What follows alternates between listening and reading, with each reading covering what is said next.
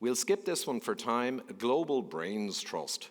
So essentially, way back they identified, as I mentioned, climate disruption, pandemics, macro-terrorism, end of oil. That was peak oil. That one seems to, they've dropped that one. Financial collapse. They knew that was an opportunity. So when the GFC came, big collapse, they jumped in fast and they set up a global brains trust. 1,500 experts, 70 global councils. And basically they said that, well, now, obviously, after this crash, you need a global government. So they're always opportunistic. But when you hear the experts, right, these are the kind of experts that you're listening to, you know. They're owned experts in the main. This boy was involved back then. He was kind of trying to play along because he knew it was a very powerful axis in the West, what I'm describing. But eventually they kicked him out of bed, obviously. They just kept pushing with NATO on his borders. And now he genuinely, I don't think he's organized opposition. I think he's genuinely kicked out and cozying up to China.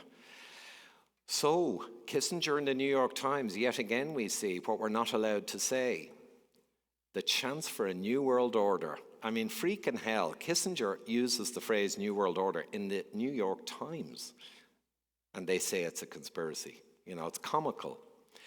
But he was banging on the usual sinister nonsense, common fear of jihadist terrorism. And at that stage, the terrorism one was being dropped. You know, it was a big deal, 9/11, and all the Patriot Act came in. They got a lot of mileage out of that terrorism.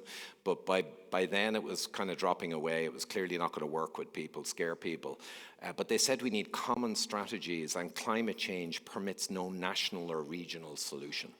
Same thing. You need the world government, guys. You need the world government we're going to give you.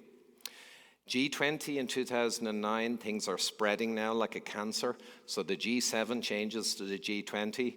They bring in a bunch more guys from a lot of other countries. This is speckled throughout with young global leaders.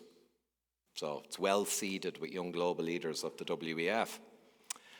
And they also set up, very clever, they realized in 2011, internet age, what about all these internet influencers? Better address that kind of risk. So they got people under the age of 30, big influencers. They got 14,000 members, 479 hubs in 150 countries of young global shapers. And you could only become a young global shaper if you were introduced by an existing shaper. Very clever. They didn't want any moles, or if you're already a member of WEF. So they run a tight ship.